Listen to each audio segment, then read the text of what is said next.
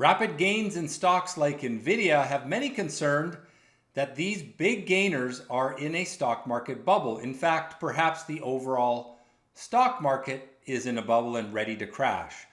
Well, this week I'm going to show you exactly what a bubble looks like, how to know when to sell, and how to avoid the financial pain that comes from being stuck in a stock that is about to move rapidly lower. Plus, I'll do my normal market analysis. We'll look at the trade of the week on RANI. But let's begin with this discussion of stock market bubbles and whether Nvidia is in one. Strong gains in many areas of the stock market recently, as I said, have concerned many that we are in a market bubble. But they're characterized by something very simple that's easy to spot, and that is a parabolic upward trend. Now, these parabolic upward trends happen every day, so I can show you lots of examples, and we're going to go through some in just a moment. Whether it's Nvidia, the gold price, or a pump and dump stock, you need to know what to look for so that you can avoid them. So let's begin by taking a look at a stock that really exemplifies what a bubble looks like. And it's characterized by this parabolic trend. So when I say parabolic trend, what I mean is if I were to draw a line across the bottoms, something like this, when price runs up and away from the line in a curve, that's the parabolic trend. So in this particular stock, you can see that it's been moving quite orderly since the middle of August. It ran up a little bit here, got away from the trend line, and then came back to the trend line. And now it's run away from the trend line again. We're way above where that trend line is. So again, if I draw that linear trend line, you can see that we are far above it, long distance down to it, and that is a parabolic trend, and that's the primary characteristic of a bubble. Now notice that on Friday, this stock hit all the way up here near $10, but it closed down here at $8, and it did so with heavy volume. That is a very common signal that the bubble is bursting. In fact, I call this candle, when you have a close below the open, after hitting a new high on heavy volume, I call that a bursting bubble candle. Now let's take a look at how that looks intraday, because when stocks go up this rapidly, that's a helpful thing to do. Go to the intraday chart. So you can see here, this is a 30-day, 60-minute chart, which means each one of these candles represents 60 minutes. So this is Friday, and in the morning on Friday, we had this rapid rise in the opening hour, but look where the trend line is, and look where price is, way up here, and now it's coming back down to the trend line. And this is what happens over and over again. We love to buy the breakout. We're not overbought there. We're not in a bubble at that point because we are at the linear trend line.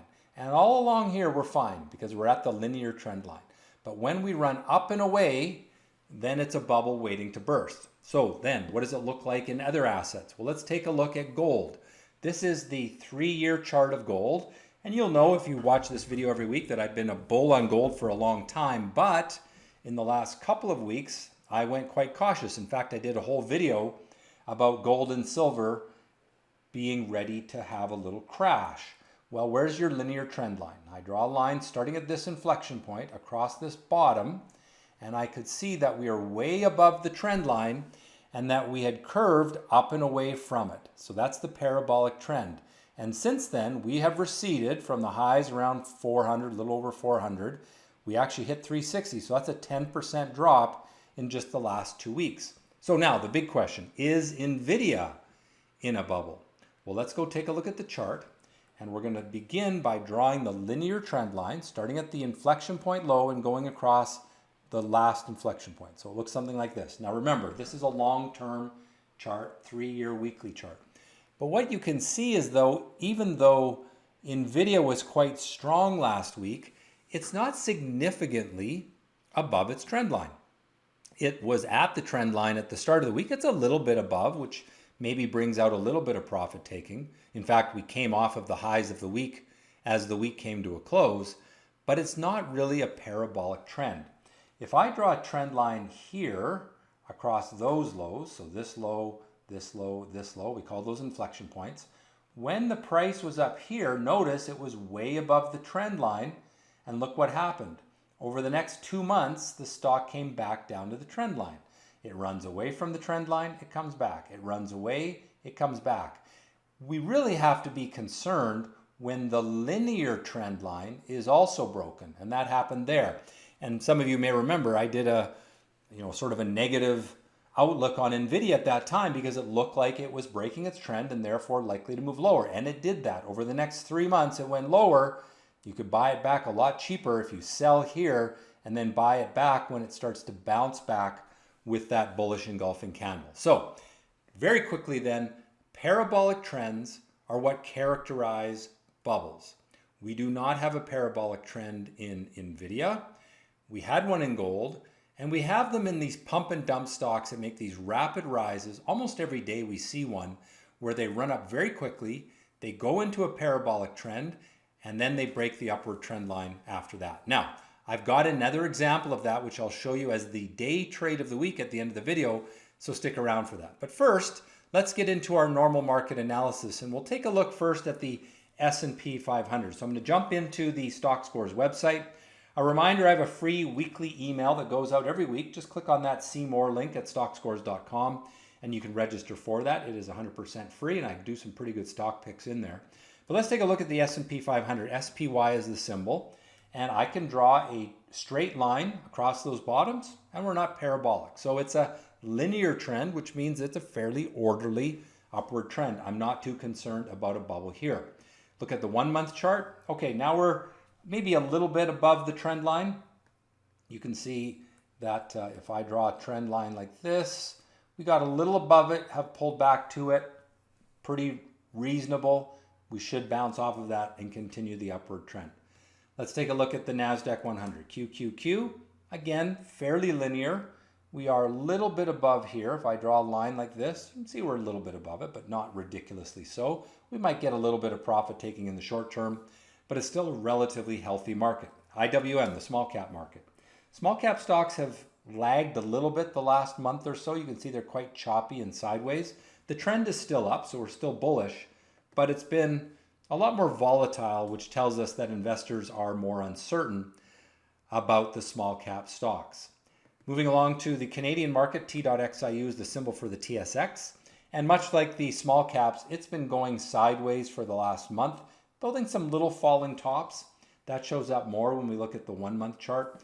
You can see that the linear upward trend line on the 1 month was broken there, and that started this cycle of sideways trading. We are in what's called a pennant pattern. So bottoms and tops are converging toward one another. What we have to watch for is, do we break down out of this pennant or up out of this pennant? That'll tell you the future direction. So if you break up, we should move up. If we break down, we should move down. Watch this chart for a signal there. Moving along, let's take a look at the price of gold, which again is in that little retracement for the last 2 weeks. We predicted that when the trend went parabolic, and then the parabolic trend was broken right there. Still a healthy market long term. If you look at the 3-year weekly, it's probably just going to need to come back to this trend line, bounce off of it, and then hopefully rebound. So I would probably want to be out of these stocks for now with a view to buying them back cheaper in the future. Let's take a look at silver very quickly. Very similar chart to gold. How about the US dollar? UUP is showing strength. You can see that we have switched from falling tops, sellers in control, to rising bottoms, buyers in control, and now starting to break through some resistance. So I think the US dollar more likely to head higher than lower. Looking at the 3-year chart, you can see it's reversed that long-term downward trend line. I don't think it's a considerably good chart, but it stopped being a bad chart in the last few weeks. All right, let's move along to Bitcoin, which I know many of you are interested in, and this is a bit of a problem because it's building falling tops. It's starting to test this support level in the short term. I think we could see some lower prices here. 3-year weekly chart, still okay, but right at its linear trend line. Doesn't have far until it starts to test that. So we want to keep an eye out for that. I'm still long-term fairly optimistic about it, but short-term seeing that volatility. Finally, let's take a look at the bond chart, or the bond market. And it's been inching its way higher as the market speculates on lower interest rates. This week, of course, we did have a rate reduction in the US. The problem is the comments from the Fed were that maybe we won't see another rate reduction in December. And that's what caused this little sell-off in the bond market, which means interest rates went up a little bit. So my ratings then, Bullish on both time frames for all US markets. Canadian stocks neutral short term, bullish long term. Gold short term bearish, long term neutral. Oil neutral on both time frames. US dollar bullish on both time frames. Bitcoin bearish in the short term but neutral long term, and bonds neutral on both time frames. All right, now let's get into the trade of the week, and this is another example of what a bubble chart looks like. This is RANI, which had some great buy signals early in the day on Friday. Let's focus on this one. I call this an intraday pullback strategy. The stock was abnormal. It made the action candle indicator that you hear me talk about every week pretty much as it broke this pullback. So that was a good signal to buy.